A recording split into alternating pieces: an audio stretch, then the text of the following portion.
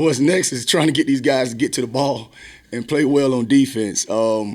That's what's next, and I mean, it was awesome how that thing just went viral. But what it shows you, a lot of people has went back through my social media and just started watching. But it's like, oh, he been doing this. It was just that deal that just caught fire. But man, I'm just blessed to be here, blessed to be coaching. So I just try to be my authentic self. So I like music.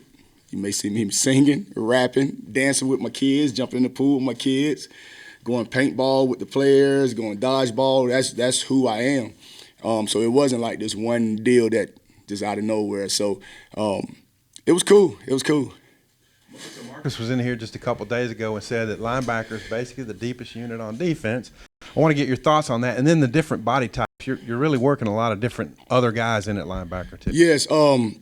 Went in the portal and also went in high school and got guys and recruited well. And, now it was our job to kind of figure out, where the pieces fit. We definitely think we're talented. Now we got to put it all together. But we're very encouraged by the depth of linebackers. Saying from the coaches and players so far has been, we don't have starters, we have standards. What does that mean to you? You know what, I heard Coach Belichick say that, so what the standards are is exactly starting with our head coach, Coach Pitman. So it's all about everything as far as embracing the hog and what our standards are and, being on time, going to study hall, practicing hard, practicing with that attitude and getting to the ball with bad intentions. If you have the standards, that's what a starter is to us. And the old days of just 11 guys going out there and say, okay, these are the starters, that's not true today. We tell the guys right now, if we put a guy on the field and the rest of the guys that's out there with him say, oh, coach, you can't have him out there. Or they say, you know what, coach, yeah, bring him out. He could come enjoy the fun. Then that's a starter to us. So that's when you build in that depth to be able to put different people out there. But we don't have starters, we have standards, and it's the standards that's set by our head coach. And then we have defensive standards as well. Spence is just a really versatile guy. You guys have him, on the edge sometimes. I guess where do you prefer him, and what kind of player do you see him as? I mean, he can do different things. Like we always talk about the more you can do, so not just playing one position. So the more you can do to help the defense. So you don't want to be out there and say, we can't run this particular defense because this particular person is banged up. So he brings different things for us, inside, outside, different things like that. Man, he's just so talented. It's where we could put him at different positions. So whatever that position may be, is whatever fits the overall defense, if that makes sense. I think one indicator that you guys like your numbers at linebacker, at least one day it looked like you guys were doing stuff with like 4 of them out there on the field. You talk about what you're doing with the 4 linebacker look? Yes, sir. So, again, it's our job to figure out, okay, who is the best 11, and what are we trying to do. So if it's 4 linebackers that happen to be out there, great. If it's 2 linebackers, great. If it's 1 and we're in a dime set, great. So, but it's our job to try to figure out, okay, how can we play our best guys? So it's like, you can take Landon, for instance. There's no need for Landon to be on the sideline next to me, So we're just trying to, I know you talked about linebackers, but it's my job to kind of figure out where those pieces fit. And that's what we're trying to do, just trying to figure out, okay, what's best for the overall defense. We've you mentioned last time we talked to you that you don't call them the Mike the Will, you call them the Money and the Mike. But what body types? I know they're interchangeable and right, they're but what body types for each the one? Body types. So they're interchangeable. So we call it the Mac and the Money. Now the game has changed where you don't just have a Mac. You got to have. So that's the old school Mike Will. So just being able to do some different things. Everything is so spread out now. You got to have guys that can run. So you could take a Brad Spence. He could play the Will or the Mac. You could take Sawyer and vice versa, or whoever you want to put out there. So we try to teach them both so they're able to do both. So we do a train. But really both guys are in the box and got to take on blocks and different things like that. But you want guys with length. You want length. That's the first thing everybody around the country going to look for, length, size, and guys that can run. But then you get us Anthony Switzer that's right at 6 foot, but he's a heck of a football player. You always like, man, you know what? I want a football player. What does that mean? Man, is he always around the ball? Do he love football? So you have different body types. So you got to just make sure whatever you get, they love football. And obviously you're gonna profile and say, okay, I want them 6'2" or whatever. But just make sure the guys you get can play. We've heard from a couple guys that Bradley Shaw is a freshman that stood out. Just what have been your first impressions of him? Yeah, you won't even know he's in the room. Doesn't say much, very mature, very smart. His high school he came from, Hoover, Alabama. They've done a great job just coaching him up. Like he has a really good FBI. He has a really good football IQ, and it comes easy. So we're dual training him as well. He's a kid that has a bright future. He's doing some really good stuff. You guys, your jump the jump of the defense from 2 seasons ago to last year kind of was very similar from the jump that your defense made at UCF when you first got there. Were there any similarities, in terms of the development between your first season at UCF and your first season at Arkansas? Yeah, it's just your first year there. You're teaching the defense that is new, but I think the main thing is getting the guys to believe in you and what you're saying and getting to the ball and playing with that type of mindset that you're looking for. And as you continue to go, they could just understand the concepts and what some things that you're trying to do. I just think when you cut on the film, you want the opponent to see, okay, they play hard.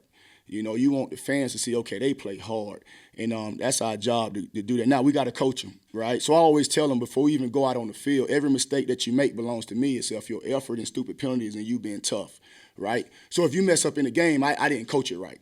So let your hair down and go play football. So it kind of takes that stress off the young man. But the main thing is just making sure the guys get to the ball and have fun, and it's up to us as coaches to continue to teach them each week. And that's what we try to do. Piggybacking off that, what's the key to the next step, for the defense? So it's not like a stagnation, but more improvement this year. Absolutely. Just being greedy. Like, don't leave any meat on the bone. The great defense is like, just go out there and just be greedy. Like, they want it all. Like, okay, yeah, we made a jump. That's awesome. But I could also point at games like, okay, no, we could have played better, right? So it's my job to get them to play better, right? And their job to continue to get better. But just having that defense of like, you know what, don't give up nothing. I don't care if it's a turnover and we got to go out on defense. Like, we're like first responders. Like, we got to put the fire out. That has to be our mentality. Don't make any excuse. Our job is to play defense and stop them from scoring. So, man, go out there and just be greedy. Don't give them anything. So now you can take that next step from there. Hi, Coach. I got one more. Is there anything you learned last year about yourself? I know you're still kind of early in your career as a defensive coordinator. What was something maybe that you learned about yourself first year at Arkansas? One thing, well, I don't know. I kind of know myself. Man, football is football. They got 11, we got 11. Got to get them lined up. Now, if they come out at 12, I don't have an answer for that. They come out with 12 guys. But when that was my first time up in the booth, and you could kind of see everything. And it's like calm. You don't really hear the fans or anything, so you could kind of make calls. And that's great. But I miss being in front of the players. I miss, like, being in front of them, and if it's a timeout, looking in their eyes and getting things fixed or encouraging them and different things like that. But Jake Trump is in the press box with me. He was like, man, you always like this. So I try not to be emotionally inconsistent. I'm like this. So I try to be anyway. But I don't know if I learned anything about myself. I did see a different view from being in the press box, if that makes sense to you. Coach Pitman was in here talking about how he's maybe changed how he handles things on a day-to-day basis, a little more patient and calm. I guess working with him, how have you seen him develop now that it's your second year here? Yeah, I always thought he was a patient and calm person, to be honest with you. He's a player's coach. He's a guy that's if you're around him, he's a deep thinker. He just doesn't react. He just doesn't react. So when I'm watching him, I see how he kind of put things together in his mind, different situations, on the field, off the field, just different situations. So I see that and I soak all of that in. He's not a guy that just reacts a lot of times. He really sit there and he's kind of proactive when he's thinking. He thinks before he responds. So I always thought he was more like this, than being here and there, So that's just from my view. You've got a couple of really versatile guys in Switzer and Worth. I'm curious, where do you see them fitting in? Do you want them to zero in on one position, or do you see them playing multiple spots throughout the season? They're playing multiple spots, just trying to build that depth. The more you can do is just kind of what we talk about with the guys. And they're playing all over the place. And we got to find, okay, what is that first spot, and then what would be that secondary spot for them. But both of them, I'm talking about both of those guys. The reason we're able to do that, both of them are really smart football players. Even Stepen Dex, really smart football IQ. So it allows us to do different things with those guys. Ask you about Stepen Dex. Kind of what went in. How did y'all identify him? Kind of what went into the recruiting process of getting him here? I didn't identify. He jumped in the portal. I didn't know anything about him. We looking to get linebackers. We reached out to him and got him on a visit, and he committed. I didn't know him from a can of paint. Didn't know him. So I just, once he did it, reached out.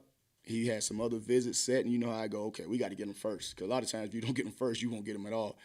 So we got him down first, and he enjoyed it. And he saw himself wanting to be here and wanting to play here, and the rest is history.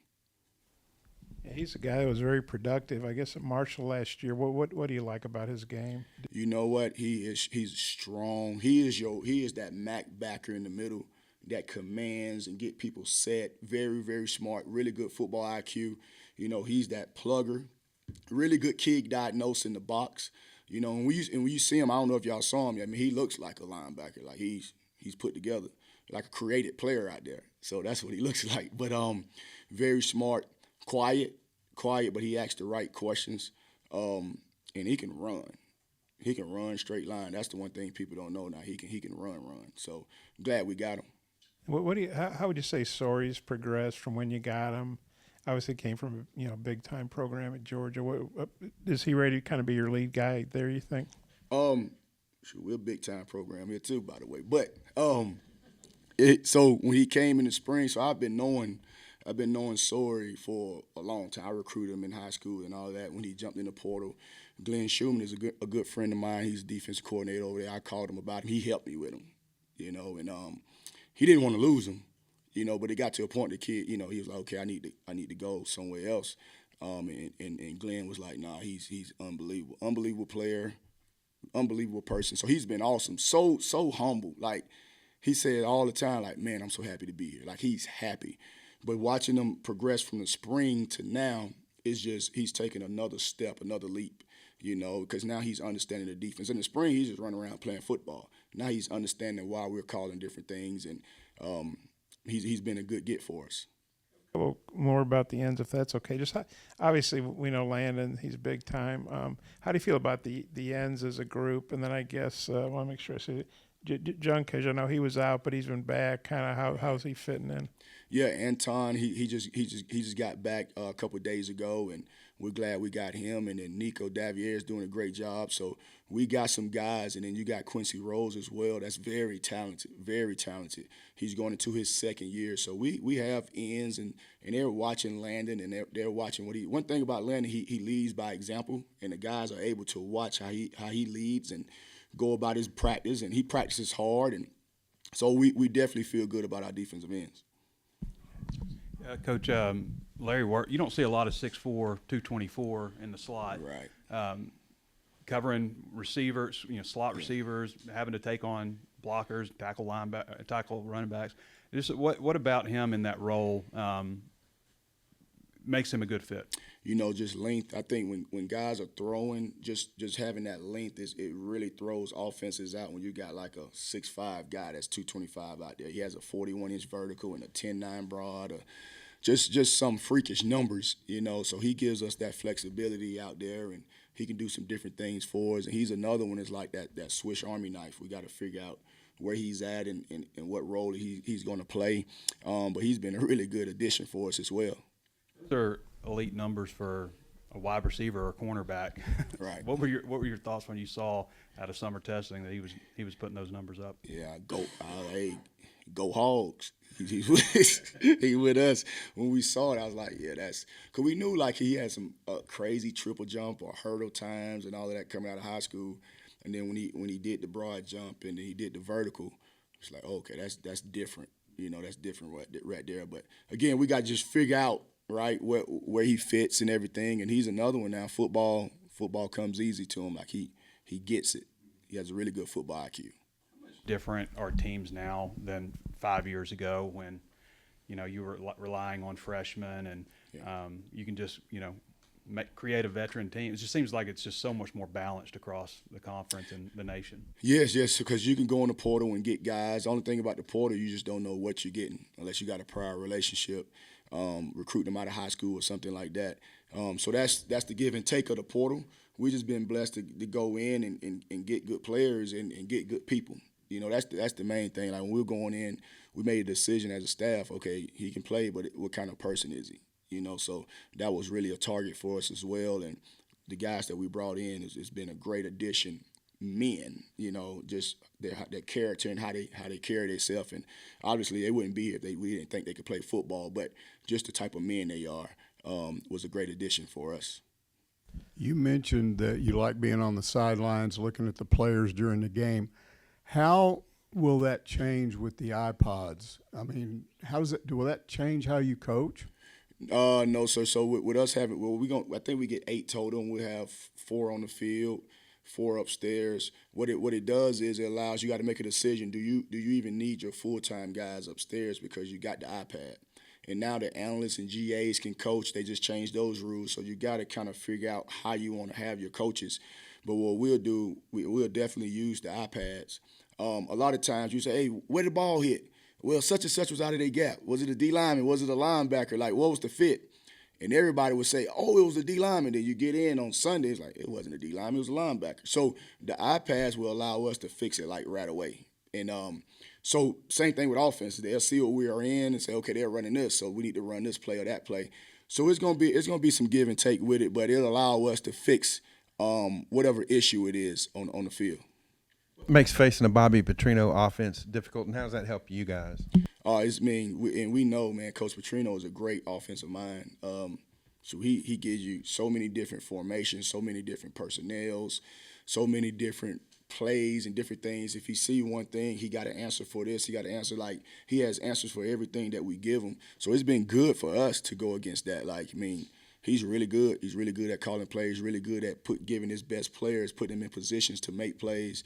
You know, a lot of people think it's all downhill passes, but Coach Petrino, you know, he'll run the ball. He'll run the ball. Like, he understands a physical offense, and, you know, you got to be physical in this league. So I've been knowing him a long time. I've been knowing him for 22 years. So we go all the way back to 2002, and so he's been same way ever since then. He's a great offensive mind. You guys have experimented around with helmet communications, and Sam gave the indication that maybe on defense you're still going to do signals. What are your thoughts about that addition and how it will affect y'all? Yeah, so you'll still have to have the signals. We'll use the helmet mics as well. We'll make checks off of it, a quarterback check, and we can check and all that. Defensively, you just don't know what you're going to get because, okay, if they know you're using it, because offenses, they don't huddle up. It's fast paced. So if you have one guy with a mic in his helmet and you just using the helmet, you got to talk to that one guy. That one guy got to talk to 10 other guys, and the offense is going fast. So it's not really an advantage like you think. You're gonna still have the same signal system, whatever your own sideline signal system is. You'll still have that. Coach, I'm curious, you use the word smart a lot when kind of talking about some players. When you're going out and recruiting, whether it's high school guys or guys in the portal, what qualities do you look for when you are looking for one of those smart players? Yeah, so I put them on the board. And then it's not like knowing my offense. It's like, I mean, my defense is like, okay, draw up the defense that you have in your high school or your JUCO. Just draw it up. And I just want to see how much defense that they know. You know, you used to have, to be honest with you, used to go, man, you go to the small town and you say, okay, man, by this kid 3rd or 4th year, he's going to be like really good. Like, he just raw, right? Now you still do that. So we still do that. But now it's like, okay, I may need to go to whatever such and such high school where they got all these facilities and they're getting all this coaching. So now the guy kind of football IQ is a little higher. So it's a little, you know, you try to balance both. But what I do is just put the kid on the board and say, drop your favorite defense, and just see how much he knows and see how much we will have to teach him. That's what I do. Is the ability to mic up with the players, is that a bigger advantage for the offense? I think it is, because like you can talk to them up to with 15 seconds left. So you used to so really the coordinator could really play video. He's playing a video game. He could talk to them up to 15 seconds, see what the defense is in, and say, okay, run this play or throw it to this person, right? Now, defenses, they have to disguise. What we have to do defensively is be really, really good at pre-snap disguise and then post-snap movement. So now, but if you just line up, I mean, that's just That's not smart. That's on the defensive coordinator. They just line up and there's no movement because you got the offensive coordinator over there. He's just looking and say, okay, they in quarters, run this. They in middle close, run that. So it has to be a lot of pre-snap disguise, or when they check, the defense have to check. So it has to be a lot of just checks, second checks after they check. You talked about Switzer's versatility, obviously, because he's listed as a DB, but he's playing a lot of linebacker. Well, what good characteristics does he have for linebacker that you like? First of all, he loves football. It's hard to play in there and not love football because we got to face these 300-pound linemen each play. And love football has a really good like, if he sees it one time, like, he got it. His football IQ is just out the roof. Like, he's very, very sharp, and he makes checks. You know, any little small movement, he kind of could pick on what route is coming or what play is coming. If you hear the offensive line say whatever they're going to say, he'll point exactly where the ball is going. Man, just a football player. You could tell he's a gym rat as far as learning football, and you could just tell, like, we talk as a defensive staff, like, okay, yeah, he was in the backyard. Like, he's a kid that played in the backyard, got dirty, like one of those type kids because he loved football. What's maybe the biggest thing you're hoping to see from your defense tomorrow during the scrimmage? Yeah, really to start fast. Start fast. I didn't think we started fast the first scrimmage. You know, we played well as the scrimmage progressed, but man, we got to start fast. Like, that's just what we have to do, you know, and try to get the momentum for our offense and different things like that. So I want to see them start fast and play with that physical mindset, getting to the ball with it like their hair on fire and like their life depending on it, you know. So, but the main thing is starting fast.